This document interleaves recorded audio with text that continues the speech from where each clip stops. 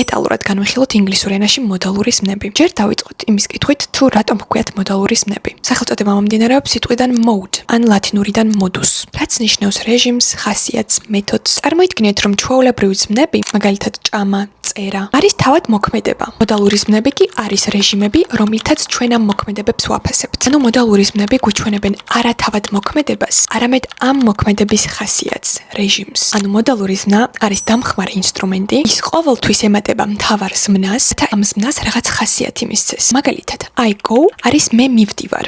ეს არის უბრალოდ ფაქტი, მაგრამ I can go არის მე შემიძლია წასვლა. ანუ ზმნას დაემატა უნარის რეჟიმი. I must go არის მე უნდა წავიდე. დაემატა აუცილებლობის რეჟიმი. I should go კარგი იქნება თუ წავალ. დაემატა რჩევის ხასიათი, რჩევის რეჟიმი. მოდალური ზმნები გვეხმარება ვიყოთ უფრო ზუსტები ჩვენ სათქმელში. მოდალური ზმნების can, could, must, should, may, might დეტალური ახსნები დაგიტოვეთ Telegram არხს. ხოლო ზოგადი ინგლისურის ჯგუფური გაკვეთილებისთვის მომწერეთ პირადში. დროებით.